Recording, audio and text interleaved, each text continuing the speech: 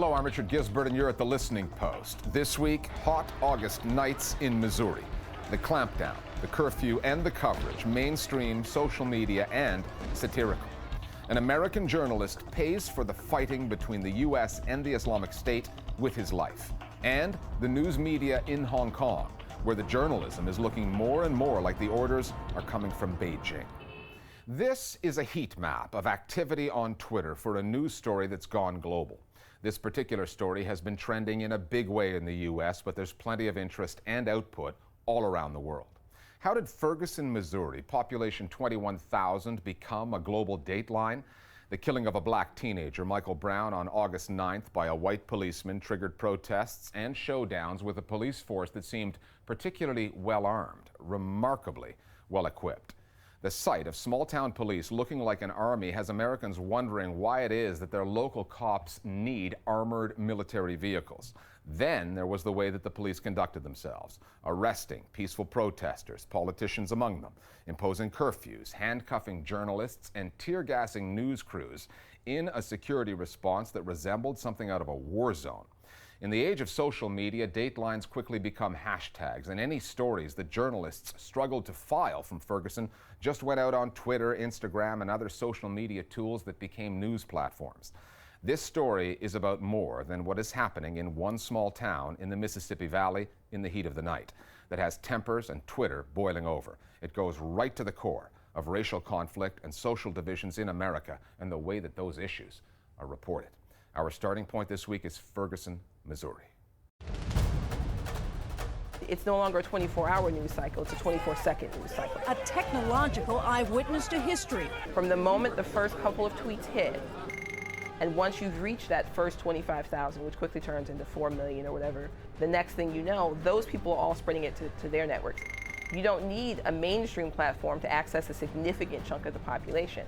It's word of mouth writ large. Or tweeted large. To understand what drove the coverage of the Ferguson story during its early stages, it helps to understand this. According to data from the Washington-based Pew Research Project, 40% of African Americans use Twitter, compared to just 28% of whites in the same age group. This story really became a flashpoint for so many issues that people are seeing in their communities because of social media. And because there were some instant visuals of Michael Brown's body and of folks taking to social media to sort of amplify what was happening in terms of people's outrage. And then the outlets that tend to respond to social media picked it up. Gawker, Jezebel, Ebony, Daily Dot, Huffington Post, and that kind of thing. All of these places started to run articles about it. The next thing you know, here comes MSNBC and CNN. All right, good evening from Ferguson, Missouri. Because it's a story that's breaking and they can no longer ignore it. Once that unrest escalated to the point where we started to see almost a militarization of the police response in that area, it became an international story. And I think clearly, that's when we started to see a bigger media presence. Once mainstream news coverage started working in tandem with social media and the coverage moved beyond the flashpoints, the rest of America started to get the context behind the social unrest. Ferguson's population, 65% black. Its police, more than 90% white. They saw a militarized police force, one of many in the U.S. to inherit second-hand equipment from the Pentagon, and officers dressed like Rambos, treating citizens like enemies from a foreign land. In short, they saw on the streets of Ferguson the kind of social inequality that black Americans routinely complain of, but seldom see explored in a comprehensive way in the mainstream media. Social media started out by driving the news coverage, and that coverage expanded to include conventional news outlets, then had an effect on policy and the way that policy was communicated. These are small-town cops. They're not used to having this kind of media storm surround them, and it shows in their response to journalists and the way they've treated the media throughout these protests. Here in St. Louis, the normal reaction to a story like this from the prosecuting attorney's office is to stonewall. It's not to provide answers. It's to delay, as they have delayed in this case. But what has happened in response to that has been they have been exposed for that, and they are being forced into doing things that are normally not in the regular way of doing business. The rules of the game are changing because of social media.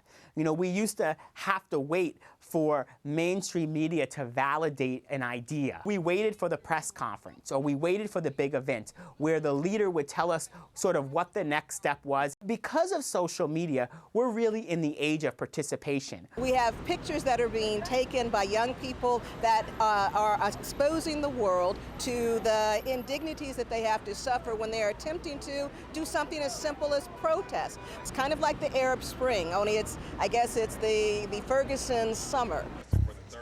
Having lost control of the narrative, the police then managed to antagonize many of the journalists providing it. About 45 seconds, let's go. A SWAT team raided a McDonald's and arrested reporters from the Washington Post and the Huffington Post.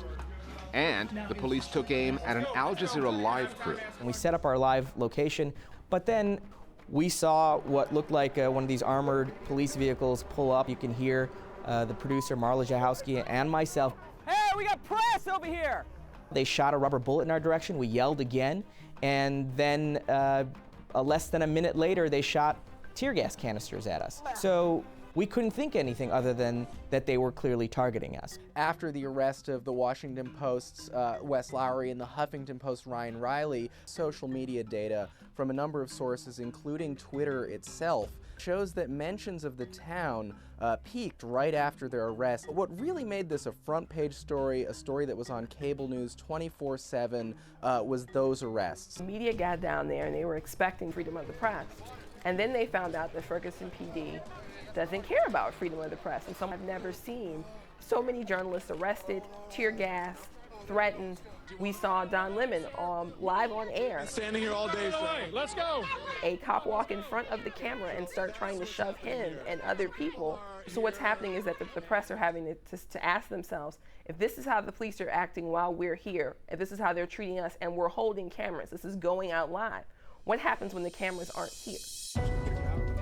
The police made enemies of many in the media, which had Fox News taking aim at its competitors at less conservative networks for taking sides on the Ferguson story. All the agitators want the exposure. They see the bright lights, they see the correspondents, some of whom are making a name for themselves or openly siding with the protesters. And Lauren, it's become a nightly reality show for TV. Well, I'm not standing by. We're marching The protesters did welcome the mainstream media to Ferguson.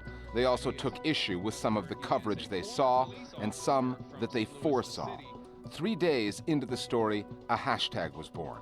A young black man wondering on Twitter if he was ever shot and killed by a policeman, which image the news media would pull from his Facebook page, publish, and sear into the American consciousness. It struck a chord on what African Americans call Black Twitter. Is such an extraordinary hashtag. It's heartbreaking in the sense that people of color have to understand this, as if they kill me, that they're going to try to portray me in another way. And I think that is so powerful because it forces the media to reconsider perhaps some of the choices that they're making when they tell the story about another African American shot down. Make no mistake, there are Fergusons all around this country. America, in fact, is Ferguson. And every single day, we hear the stories of these things that happen to black and brown people in their communities. But more and more and more, because we're able to quickly get these images and we're able to bypass sort of the corporate filters that exist in mainstream media and get these stories out there, we're gonna see more and more of these stories out there. Our Global Village voices now on the coverage of the story in Missouri. It seems like they're actually targeting journalists. So on Sunday night, my photographer was hit with a beanbag in the clavicle, like right here, while he was changing lenses. They could have really seriously injured him. They then followed up with a smoke grenade fired right at him, and he was alone behind police lines. I think the authorities deep down know that what they're doing is wrong and against what most Americans believe in. The sweep of coverage of Ferguson was intense, emotional, confusing, and all over the place. Just like the events themselves. Who would have thought? Of course, RT and Press TV seemed to relish the opportunity to wag a finger at the United States for the naughty way they treat their Negroes. But throughout a lot of the U.S. coverage, there seemed to be an attempt to calm things down, an attempt to behave as responsible corporate and media citizens. Time now for Listening Post News Bites. An American journalist captured in Syria and held for more than 600 days has come to a gruesome end. James Foley was kidnapped by the group now known as the Islamic State in late 2012. In a video entitled A Message to America that surfaced briefly on YouTube this past Tuesday, it's too graphic to broadcast. A man said to be Foley is knelt next to another man who speaks in a British accent claiming to belong to the Islamic State. The victim is then beheaded. His murderer said the killing was in retaliation for recent U.S. airstrikes against IS forces in Iraq. Foley was a veteran war photographer who worked across the Middle East for news outlets including the U.S.-based website The Global Post. He was once held captive for 6 weeks by pro-Gaddafi forces in Libya. His mother issued a statement published on Facebook. He gave his life trying to expose the world to the suffering of the Syrian people. We implore the kidnappers to spare the lives of the remaining hostages. Like Jim, they are innocents. They have no control over American government policy in Iraq, Syria, or anywhere in the world. To hear Julian Assange say it, the 2-year diplomatic standoff between the WikiLeaks co-founder and the British legal authorities could be coming to an end. This past Monday, Assange called reporters to the Ecuadorian embassy in London, where he's been holed up for more than 2 years now, saying he would be leaving the embassy soon. Assange said his departure would be because of health issues that he did not reveal, although the Telegraph in the UK is reporting he suffers from a heart disorder and other unspecified ailments related to his confinement and the lack of fresh air. Julian Assange sought refuge in the embassy in June of 2012 after a British court ruled that he should be extradited to Sweden to face questioning over sexual assault allegations made in 2010.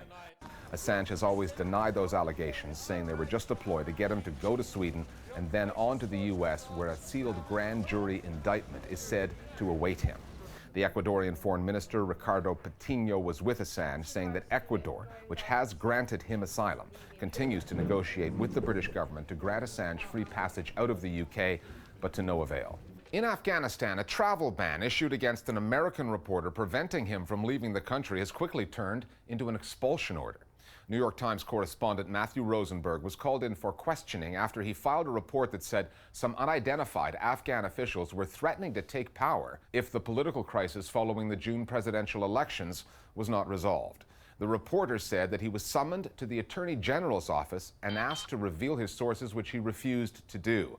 The authorities initially issued the travel ban as they continued to try to get at Rosenberg's sources. 2 days later, though, the reporter was given 24 hours to leave the country. This is the fourth time in 2014 that Kabul has taken measures against the New York Times because of complaints by Afghan officials over the paper's political reporting. There's a tussle underway in Hong Kong, a debate over how the special administrative region of the People's Republic of China should be governed. The conflict pits what's being called the pan-democratic camp against those who say that China's gradual control over the city, its politics, and its media does not actually represent a threat. However, if one was to use Hong Kong's media as a measuring stick, there has been significant change. Journalists and news consumers alike talk of increasing self-censorship in the news media, and to buttress their argument, they point to papers like the English language South China Morning Post. A publication with a history that goes back 100 years, the SCMP's news coverage has come under close scrutiny by readers and media observers. The paper's current editor is the first journalist from mainland China to take the editor's chair. The paper's editorial line on China is looking more and more as though it was crafted in Beijing, and in the newsroom one can hear the sounds of discontent. The Listening Post's Meenakshi Ravi now on the South China Morning Post and the larger issue of media freedom in Hong Kong. The South China Morning Post is an institution in Hong Kong. Founded in 1903, it earned a reputation that it carried through the 20th century, for quality, unfettered journalism, in contrast with the tightly controlled media in mainland China. That is, until relatively recently. It's a sort of a household name, right? And when I was young, it was my daily read. In recent years, I hate to say it, but this newspaper is becoming more and more like an official Beijing mouthpiece.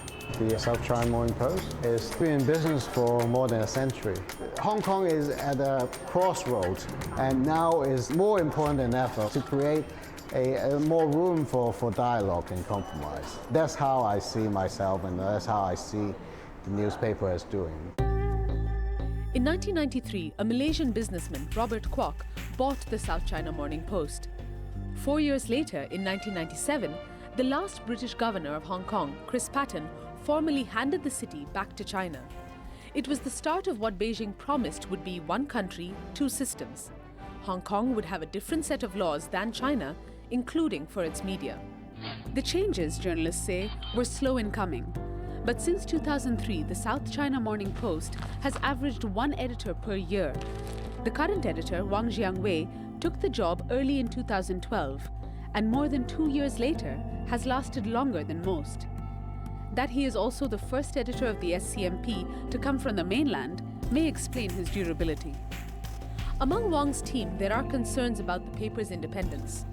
This journalist felt compelled to talk to us, but wanted his face and voice obscured because he feared for his job. I think the audience in Hong Kong is owed an explanation of what's going on at its newspaper. I saw one person say on Twitter recently that they read the SCMP now in the same way they read China Daily. We are not China Daily. Yet. Within 6 months of taking the job, Wang Jiangwei was making his presence felt. Paul Mooney, a reporter who had been based in Beijing and had reported critically on China for the SCMP, found his contract wasn't renewed. He concluded his kind of reporting was no longer welcome at the paper. Then there was the coverage of the story of Li Wangyang. Li Wangyang is an activist who openly criticized the Chinese central government since the events in Tiananmen Square back in 1989. In June 2012, he died in what looked like suicide. People here in Hong Kong were really concerned about this. Many Chinese-language newspapers reported extensively on this story, but the coverage on the South China Morning Post was very limited. It was relegated to the news brief section.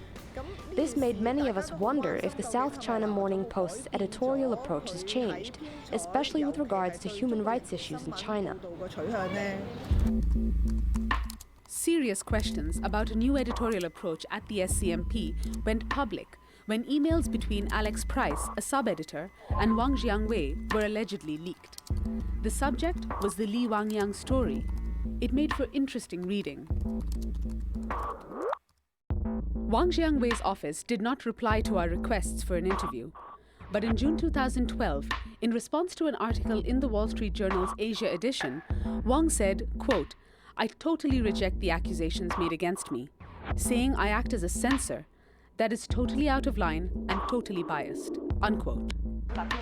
Those making the case that Hong Kong's media are taking orders from Beijing go beyond the South China Morning Post and point to deep connections of some of Hong Kong's new media owners and the editors they appoint. Charles Ho, chairman of the Tsingtao News Corporation, and Richard Lee, a 50% owner of the Hong Kong Economic Journal, are both members of the CPPCC, a prominent advisory body to the government in Beijing. So too was Wang Jiangwei of the SCMP when he took the job as editor. And the Post's owners, the Kwok family, as well as the owners of Mingpao Daily News, a prominent paper which publishes in Chinese, have growing business ties to the mainland.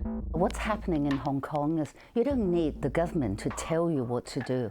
Self-censorship alone is destroying Hong Kong's press freedom. And self-censorship, you can't prove it, right? Nobody's going to say, oh yes, I conducted self-censorship because I'm the proprietor of this newsroom. They wouldn't say that. But then people lower down, or journalists actually working on the front line, would tell you stories. This isn't a case of stories being ripped up in front of people's faces. There's a subtlety about it. They don't want to be seen as censors. I think most subjects will get covered. It's how they're covered. The way police act in particular, the treatment of protesters, the great power of a small number of wealthy people and their ties to the government, and some pan-democratic politicians, especially those who are more vocal. They will be dubbed radicals.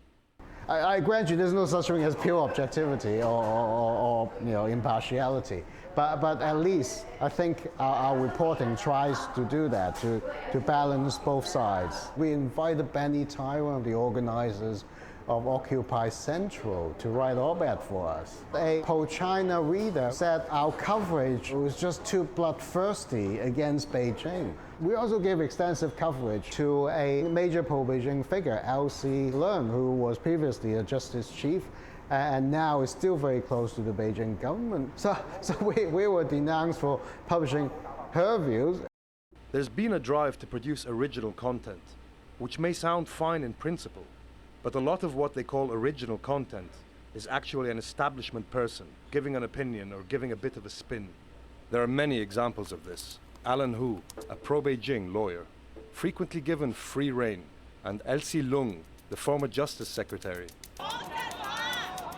Almost 17 years after the handover, Hong Kong is at a crossroads, and perhaps beyond it.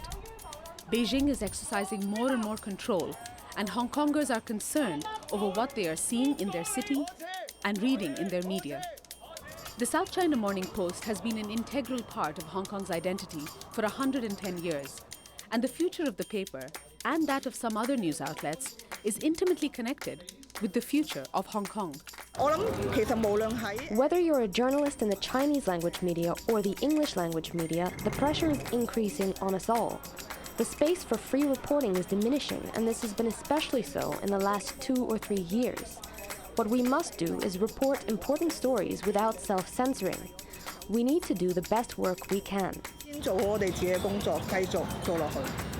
And I can't help remembering what Chris Patten, the last governor of Hong Kong, saying he's not particularly worried about Beijing taking away Hong Kong's freedoms. He's more worried about our freedoms being given away bit by bit by local people. More Global Village Voices now on the state of journalism in Hong Kong. The rise of self-censorship in Hong Kong is well documented, but it's particularly troubling for the English press, as the South China Morning Post has a monopoly and has traditionally done a great job in keeping the powerful in check. Staff changes, editorial interference, political pressure, and corporate interests have led to a watering down of criticism, particularly related to the mainland. There's no censorship laws in Hong Kong, and English is an official language. So if we're on a path to democracy, it'll be dead on arrival unless there's a free press which can keep leaders accountable without fear. The editorial positions of most mass media in Hong Kong, both Chinese and English languages, has been shifting to pro-government or pro-Beijing side. South China Morning Post is no exception. SCMP is no more the official source, unlike the past colonial years. SCMP is now just another pro-government and Beijing side newspaper. Finally, back to Ferguson, Missouri. Over the years at the Listening Post, we've learned that one of the best chroniclers of America and its politics is Mark Fiore. Fiore was a cartoonist whose work was published in the San Francisco Chronicle before he went his own way, moving his traditional newspaper cartoons online and then putting them in motion through digital animation. On Ferguson, he goes into irony overload mode on life in what was supposed to be post-racial America. We've made it our web video of the week, and we'll see you next time here at the Listening Post. This is a message from the Department of Post-Racial America. We understand residents of Ferguson, Missouri are upset by the recent shooting of an unarmed black man. We urge you to voice your concerns through the proper channels. Please exercise your First Amendment rights during the designated hours posted. If curfew has been lifted, you may exercise your right of free speech before the weaponized authorities. If you are a member of the media, all races, colors, and creeds must report from the designated information center. Today's police response will be overseen by and will rely on the principles of The Department of Post-Racial America Emergency Alert System would like everyone to come together and honor the memory of Brown Michael. Please stand by for periodic alerts from the Department of Post-Racial America Emergency Alert System.